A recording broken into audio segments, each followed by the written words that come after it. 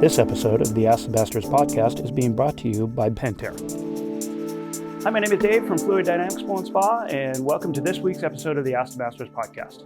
Today we're in the VARX studios again, and we have Randy Beard, the owner of VARX Studios, on the episode today with us. Randy has been my mentor for over a decade, and what we're going to be talking about is we're actually going to be talking about marketing. Some of the tips and tricks for good marketing, some of the things you should be implementing, but we're also going to talk about some of the things that you're probably doing wrong. And we get, at the end of the episode, we really tie the bow on it with a conversation around marketing's dirty little secret and marketers' dirty little secret. So you want to tune in all the way to the end. It's been a really great show, and I really think there's going to be a lot of information for everybody. So enjoy the episode. Welcome into this week's episode of the Ask the Masters podcast. I'm Dave Penton from Fluid Dynamics Pool and Spa, and in studio here, I have Randy Beard. We're actually in Randy's studio. So we're in the VARX studio today. Today we're going to be talking about how to close more jobs, how to get clients to recognize you, the ins and outs of Google and social networks and all of that. And who better than Randy? For those of you that don't know, Randy came out of the pool industry, and for many, many years, he ran a company called Pure Water Pools, Inc. And Randy has been my mentor since, about 2006? So 14 years now. So we go way, way back. So give a little bit more of an introduction. Started cleaning pools when I was in high school, actually. I was a sophomore, had $100 in a pickup truck, and went out and started cleaning pools. I love just being outside like you do, Dave, and being in the beach and not being inside in a warehouse. And I actually was in a warehouse and said, hey, I got to change this.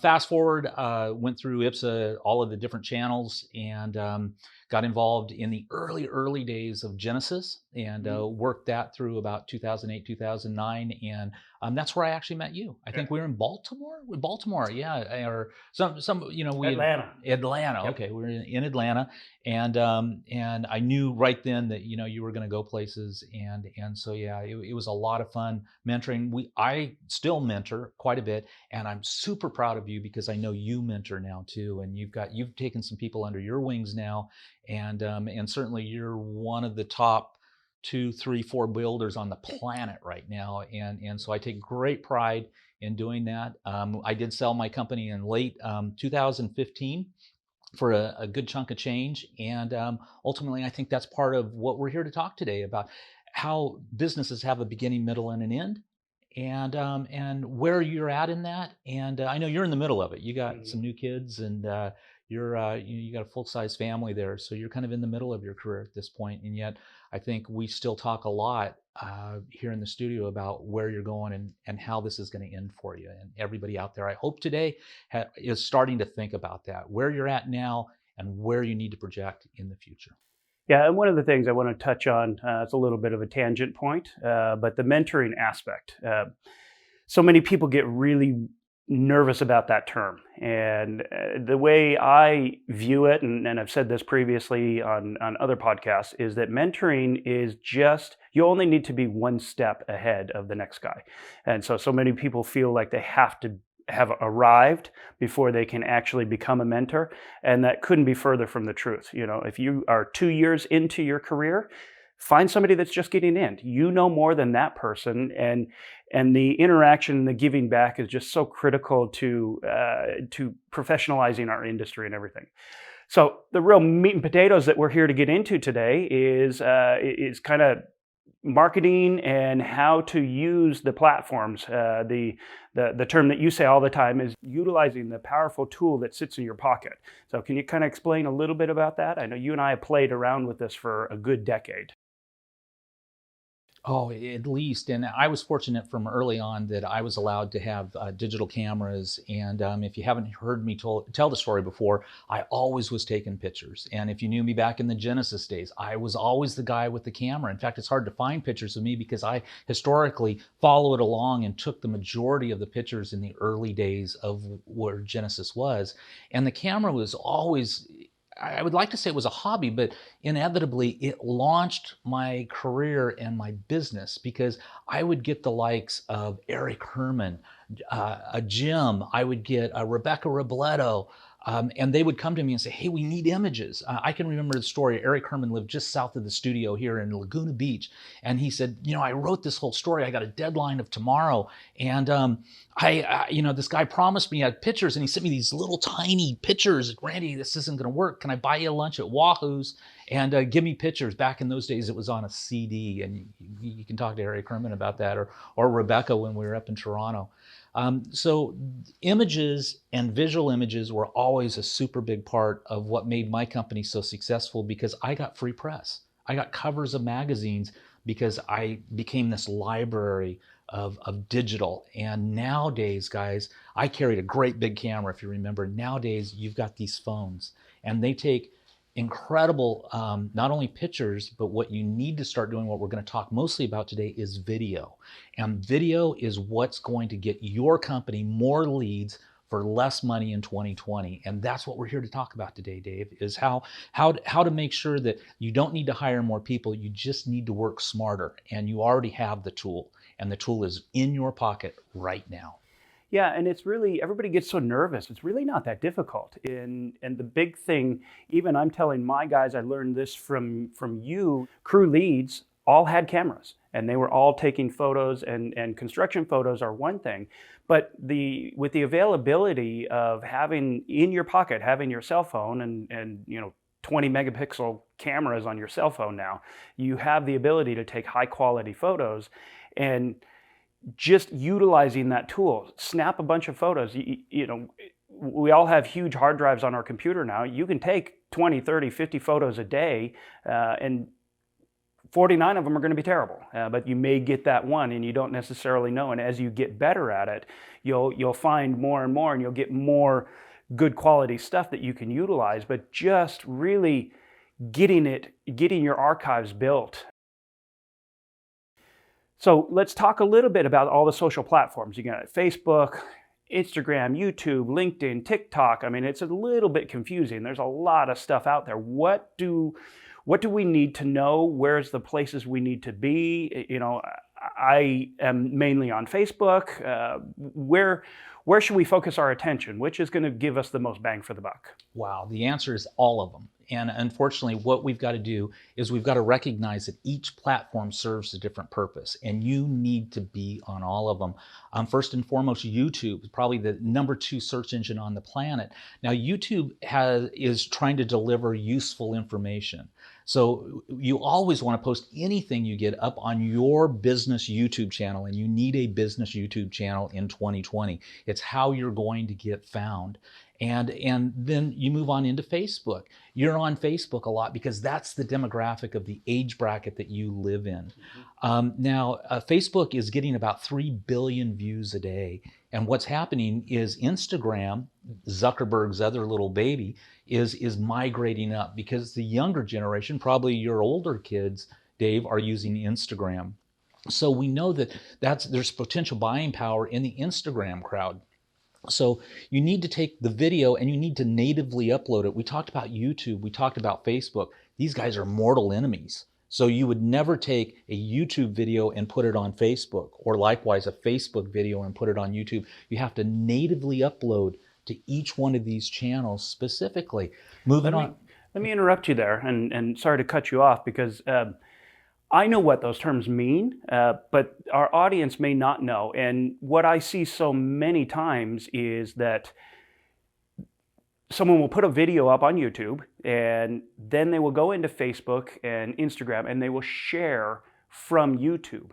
And the algorithms don't like that. And I don't think too many people understand that Facebook, if you had every post from all of your friends, you would never get through it. So Facebook is going in and they're noticing what's moving and what's important, and they're also noticing what's important to Facebook. They don't want you to leave Facebook because they're selling advertising there. And so when you're sharing a YouTube video, you're actually telling Facebook, hey, if this person clicks on this video, they're leaving Facebook to go to YouTube. And so Facebook doesn't like that, and they're going to bury that, and not as many people are going to see it. So you use the term natively upload. What does that actually mean? That means you take the raw footage, the video, the footage and you upload it directly to that. Try not to use aggregators that say put it here and I'm going to distribute it everywhere for you. You're going to have to physically do that yourself, and you'll write a little explanation. Now, writing is still important in this 2020 age of video. So you do want to give it a description with some keywords that'll help people find your videos. But back to natively, you were dead on. You did that excellent. You want to put your video directly on YouTube, directly on Facebook. You don't want to use the video player from YouTube on your website. Because again, guess what happens? If I watch your video that you embedded on your website in YouTube, guess at the end of that video who comes up? Your competition. So don't make that mistake either. And I think we're going to get a little bit deeper. We were talking about channels. We talked about YouTube, Facebook, the younger generation getting into Instagram. Instagram now has IGTV. Now, the big Zuckerberg, he's pretty smart, because guess what? When we did YouTube and put videos up on YouTube, we were looking like this, right? Well, guess what happened? Instagram's went this direction from vertical. From horizontal to vertical. So we couldn't use the same film. And a year and a half ago, when we recognized that Instagram and IGTV, Instagram TV, the gram, were actually going to force us to do stuff in a vertical format, and I went to my editors and said, hey, we're going to start editing in the vertical format. Man, I thought they were going to cut my wrist. I mean, it was just not a good day. And it took us about 3 to 4 months to where even filming today, we're filming both vertical and horizontal. Everything is filmed vertical and horizontal when we get into really professional level videos. So I'd encourage you guys to embrace those different channels. Try and get your Instagram stuff, and even Facebook more and more is going to that actual vertical. Things we haven't talked about that you mentioned, LinkedIn. LinkedIn's got a totally different demographic. Any of you that are in LinkedIn, which are mostly professionals, and you need to take time. I know you've spent a lot of time on your LinkedIn this last year, and I think it's generating good return on investment, ROI, because that's where your clients, the multimillionaires, the super uber wealthy live. They're in LinkedIn. They're not on Facebook. They're not on Instagram. They're in LinkedIn. So take time to nurture that. And it's painful. It's clunky. They do allow live video. All of these from YouTube, Instagram, all encourage live video. You should be shooting live video. Get over your bad self and start pushing record. Now, you mentioned one at the end there, so I'm going to interrogate you and say TikTok. I only put it up there because I know my daughter looks at it. I don't even know what it is. I think you have to sing or something. It's just not in my wheelhouse. So maybe you know, I definitely don't. Well, what we do know is there's about 40 different channels out there. A whole bunch of them we haven't noticed. And TikTok, as of this week, is on a little bit of a decline. And most of your super young generation is using that platform too. So I'd encourage you to download these different forms when you see people on them.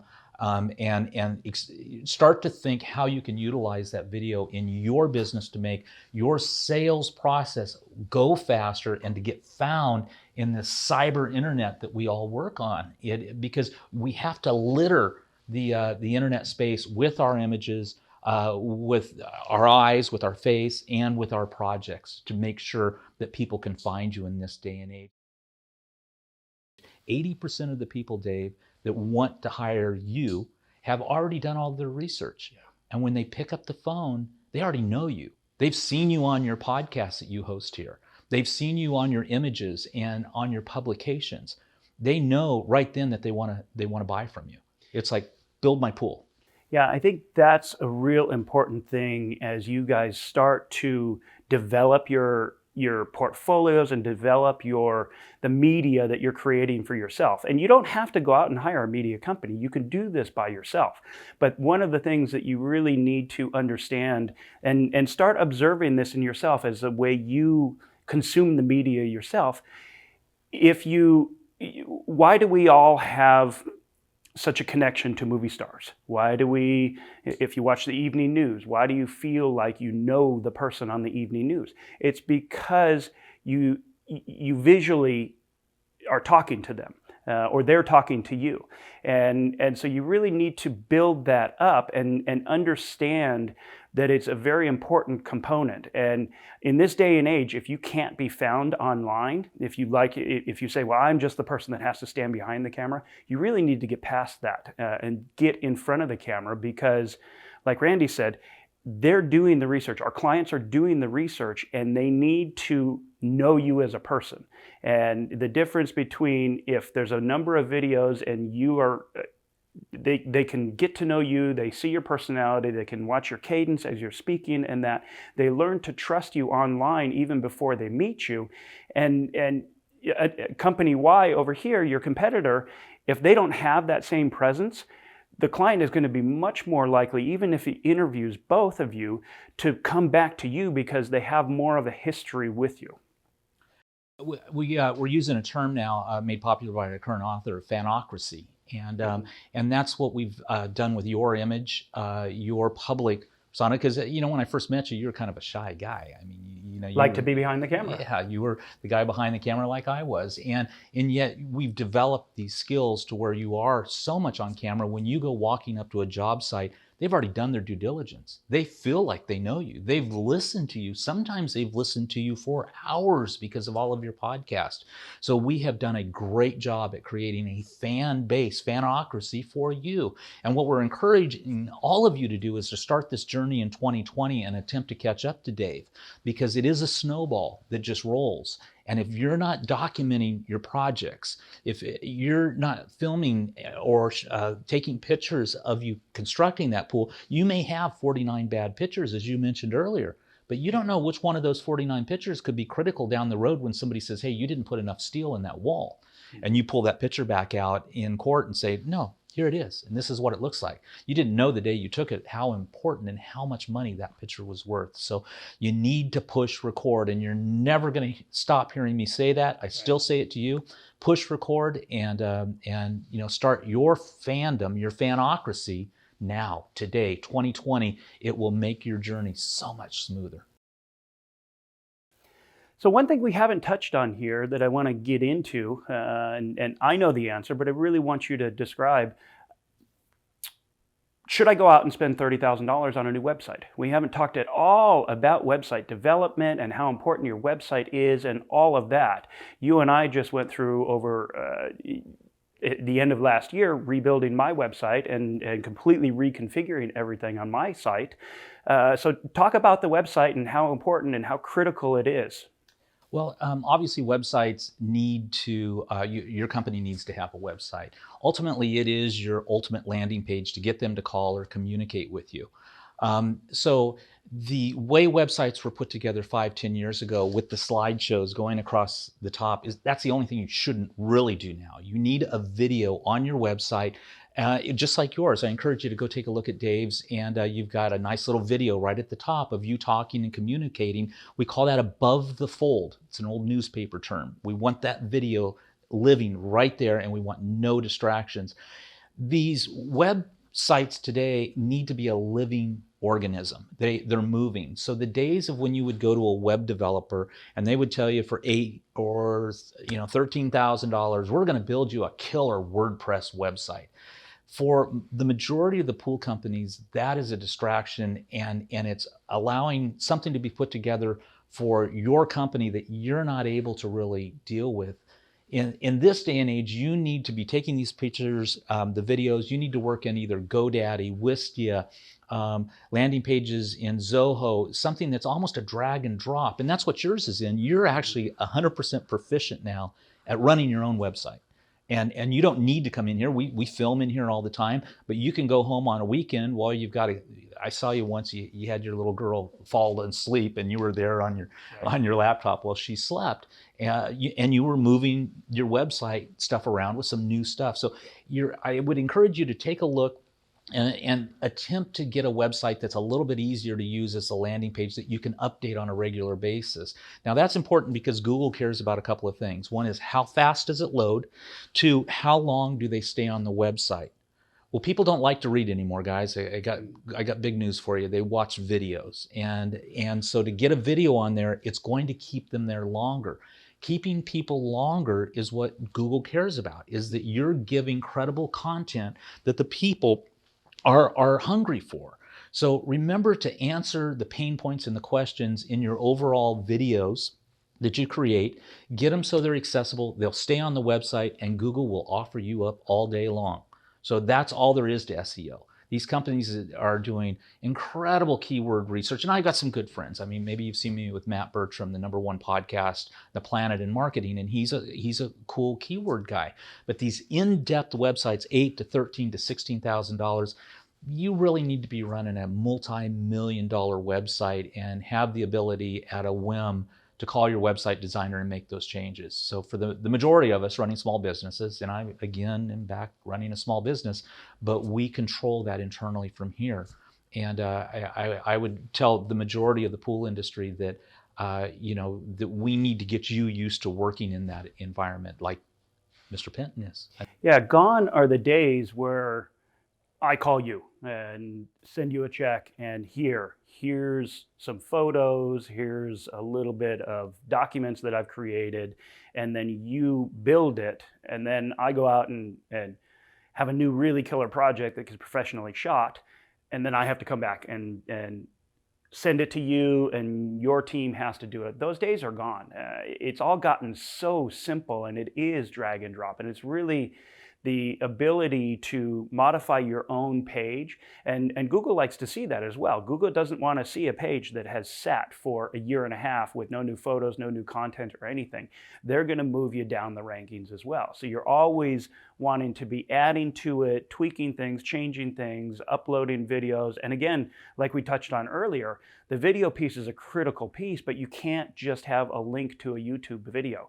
That's not, that's very damaging, because just next time you're in YouTube, watch what happens. Or next time you see a YouTube video on Facebook, click on it, watch all the way through to the end, and then it comes up with a menu of 8 other videos that are related to the one that you just watched, but are generally not put out by that same company.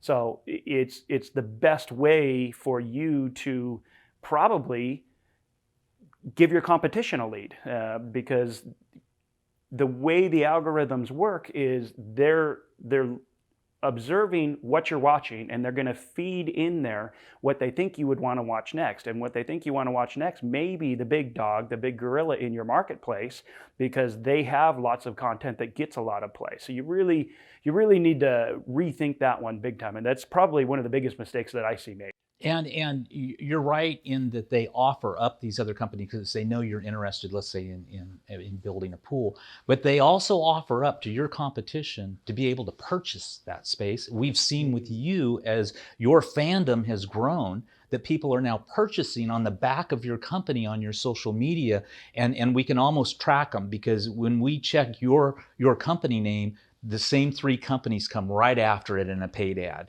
So they're poaching off your fandom, if you will. So remember that your information is for sale, and your competitors can buy into actually advertising on your behalf because you are doing so well. So let's get in a little more about the structure of video and video marketing and all of that, because we keep hitting on that this is so important. So kind of the idea with video is to turn the viewer into a raving fan of yourself. One of the things that I have found is that you really need to personalize yourself. You need to be a person. Someone that's watching a video needs to get to know you, understand a little bit about who you are. It can't all be just, I'm the best, here's the reason why I'm the best, because guess what? Everybody's the best. If you notice that, everybody's marketing campaigns all say the same thing. So they need to be able to get to know you as a person. You need to share a little bit about yourself. Interesting story, not related to the pool industry, a little bit about, your partner, children, hobbies, things like that. You need to become a person for them to trust you. And I always lead with that. You'll notice even here in the podcast, whenever I'm hosting, I'm always get to know the person, get to know a little bit of their history. It's very important to personalize yourself, and then you start to get into what your actual core message is in there. And so what should people be talking about in their core messages? Well, people like to do business with people they know, like, and trust. Now that you can see my eyes, you know me, hopefully you like me, and then inevitably, if we do business together, you're going to trust me. And so we take a customer on a journey, and in this day and age, I'm the cheapest, I'm the best, that just goes right through the client. They want to know that you're a real person, they can trust you, that you don't have a criminal record or something. So they already have done their due diligence. Now you've got to consume or understand how they consume information. So they probably want a little bit shorter video up front and quick delivery on an overview video of who you are. Then you're starting to qualify them at how knowledgeable you are. You know, you sit on Watershape University's board, for example, at this point. You get a lot of credibility from the people you mentor over at Watershape University. Your teachings with Genesis, all of that has helped your credibility and increased, you know, your value to these clients that want to hire you. You don't need to go in as Dave Penton as the cheapest. Or you don't need to go in, hey, I'm the best. You never tell a client you're best. You want to take them on a journey to show them.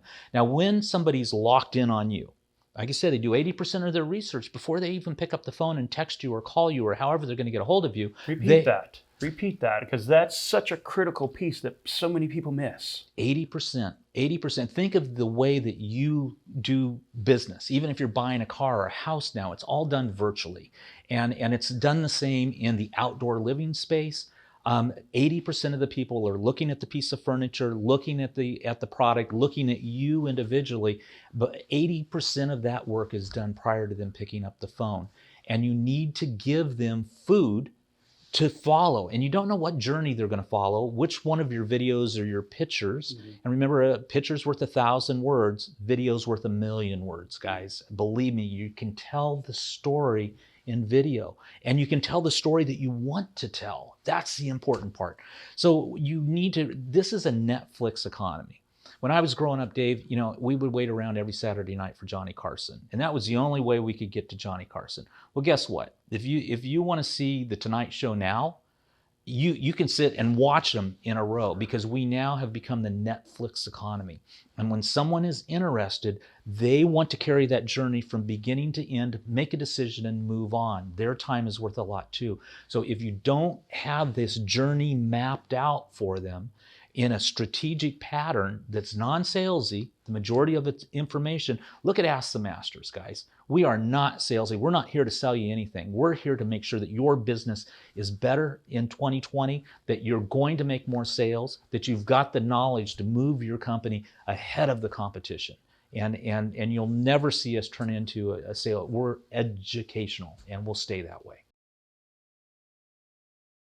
So, the power of the visual process, we're getting into that a little bit. The biggest thing that I see people doing wrong is how they're implementing it. So say we've gone out, we've created all of these great videos. What do you do with it? You know, we even see this within Ask the Masters, is that you have to take good quality content. You've spent the time to do it, but so many people implement it improperly or don't implement it at all. Or, you know, we talked a little bit about not sharing YouTube videos on a different platform. What are the kind of short snippets, 2 or 3 tips, if you will, to how you start to implement this, and what are some of the things that you need to do in order to get your message out there? Well, you want to get it out on every platform. Do some original little copy on each platform based on the demographic of who you think is watching, the age group on Instagram versus Facebook. YouTube, which is going to be more informative. It's a search platform. We've done this for you in the last year. If you search Dave Penton Fluid Dynamics, you fill up 4 pages. We were talking about websites. In the old days, you were hoping to come in number 1. You can't run from you at this point because of the content that you constantly produce. So you want to scatter these breadcrumbs all over the internet so people can move around and find you a lot, ultimately getting to your website. So the tidbits are just implement. At the highest level, you want to do professional videos and certainly try and get what we call non-perishable videos. But what I really want to encourage you to do is, a lot of what you do is become your own marketing company and start your own what we call perishable videos. Perishable videos are what go in the news feeds in LinkedIn and Facebook and Instagram, meaning they're always moving down. Now that doesn't mean that they can't be reappropriated. You absolutely just mentioned something that really frustrates me. We've got major corporations that we represent now. We do video for them and it sits on the shelf. and it drives us crazy. I mean, we put a lot of work into them. They spend a lot of money on these videos, and they just don't implement them. And that's a shame. And I think in corporate America, they say 50-50, that about 50% of the content that is made gets bogged down in the boardroom somewhere. You know, their legal team. Yeah, and in the large corporations, some that I'm working for right now, we've got a lot of content that just hasn't been published. It's stuck in the mud somewhere in these corporations. Most of our Ask the Masters people can move fast enough that that you can implement this stuff and implement 100% of the stuff. And we're not always implementing things right, are we, Dave? I mean, we make a lot of mistakes. And in fact, I'll send stuff to you to edit, and you're so busy with your day-to-day average, you don't get a look or proof it. But I'll tell you one thing, that when we publish it, the calls come out if we've done something wrong really quick. So we push it so hard here that we break it. So once we've broken it, we can take it down real quick. Like if nobody dies and you put something up that is not a great picture, you can pull it right back down. And we do probably once or twice a week need to pull something down, and I've done it here and Ask the Masters. Yeah, and I think the model that we've taken here at Ask the Masters, we touched on it just a little bit earlier, is a model that you really need to implement as you're pushing your own videos and as you're creating yourself. You can't be just a sales pitch. I'm Dave Penton. My company's the best. We do world-class pools. You can't do that anymore. And again, I always want to keep pushing you back to think about how you consume things. And when you hear a video like that, you either tune out right away, or you watch it and you think, wow, that person is very arrogant, or generally it's a negative connotation that comes through. The day and age of self-promotion, you have to be real careful with it. And what we have discovered is that you need to just content. It needs to be good quality content. It needs to be informational.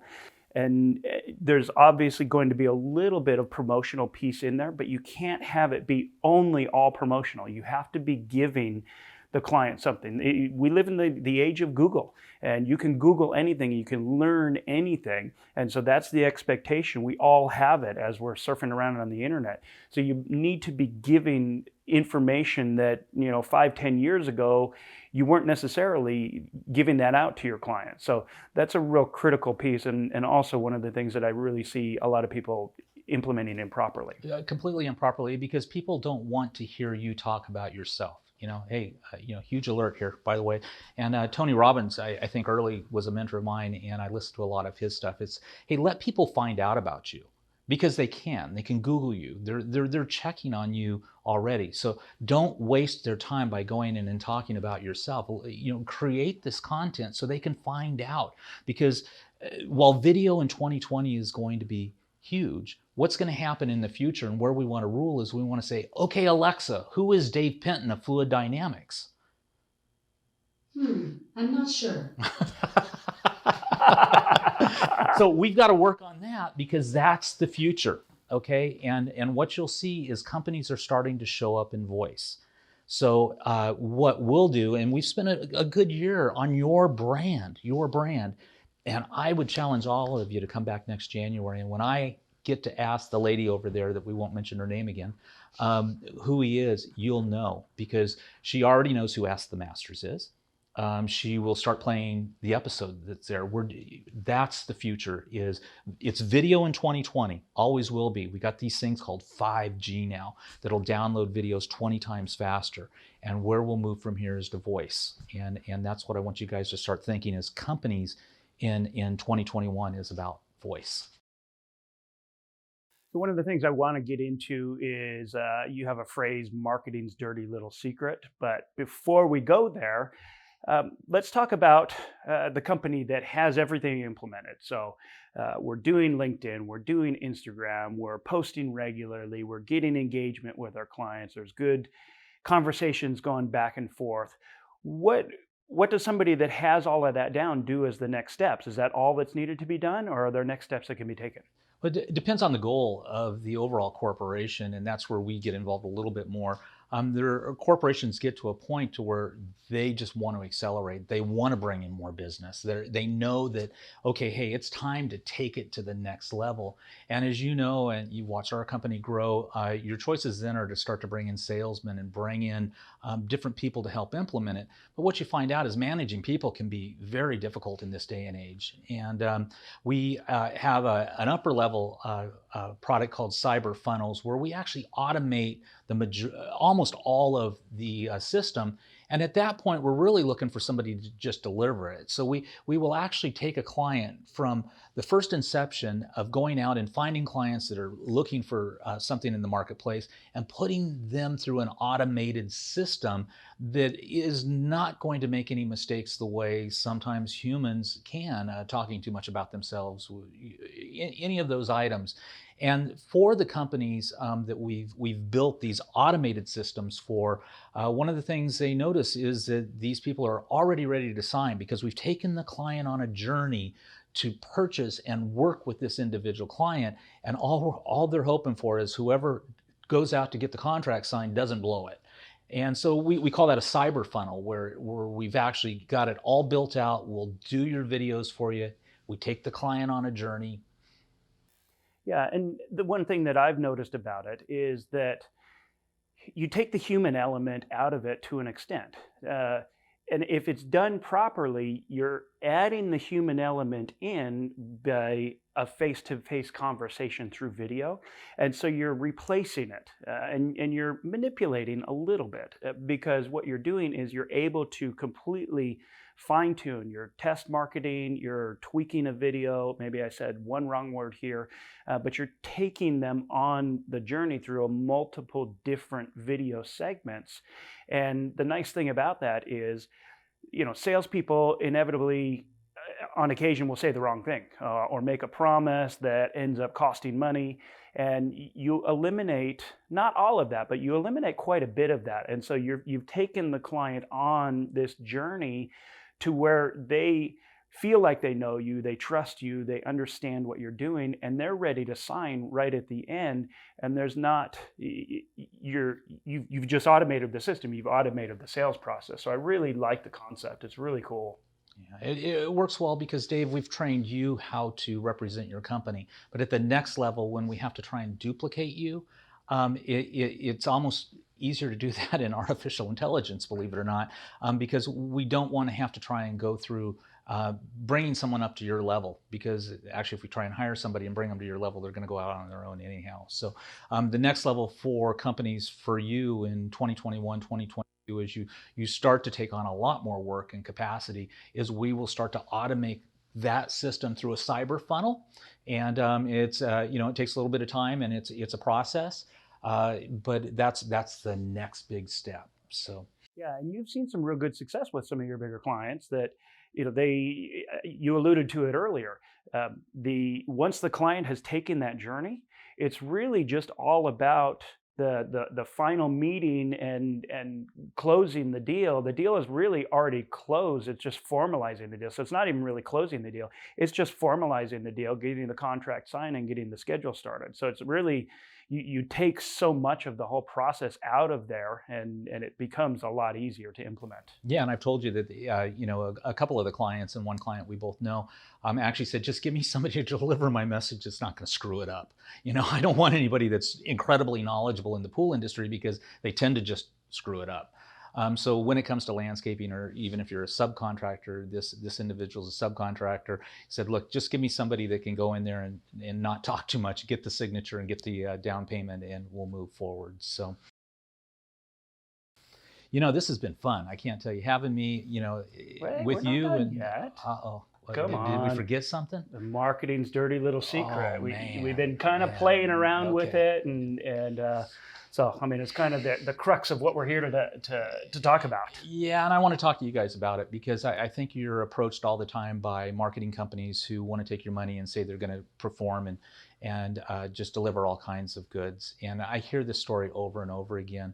And what we've tried to do here on Ask the Masters is explain that you're the best representative for your product. Any way that we can help as far as mentoring you to get you more sales for less money, that's important. But don't fall into the trap of companies who want to do a different type of items, whether it's pay per click or whatever it is to increase your website, because their job is to spend more and more and more of your money, because that's how they make their money. And that's one of the things we get to do with video, the most powerful medium on the planet in 2020. So I would encourage everyone out there to go push record, do what Dave's doing, represent yourself. Let's lay the foundation out of what you need to get done. When your company gets up to the level of Dave's, then let's start to automate it a little bit. Again, but we need your engagement. To think that you're just going to write a check and somebody's going to handle this stuff for you, it's going to take involvement. You can represent your brand better than anybody. And man, what a great day today. I mean, this is great. And we're looking forward to all of you guys doing really well in 2020, shortening the sales cycle, spending less money to get more profits. And that's what it's all about. So thanks so much for coming on today. I mean, we've been doing Ask the Masters. People hear your voice on some of the intros and the outros, and I've seen you a little bit, but I'm really excited to be able to have you as a guest today and impart some of your knowledge. And hopefully this has been helpful. We understand that this can feel really overwhelming. We really hope that today we were able to dispel some of the myths, to kind of give you some traction and give you direction where you should be going, some of the things that you shouldn't be doing. So hopefully this was helpful, and we're glad that you tuned in today. We're out. Ask the Masters is dedicated to educating, mentoring, and designing a better workplace for the swimming pool industry and their families. Please take a moment to share, like, and review our content with all of those that would be interested.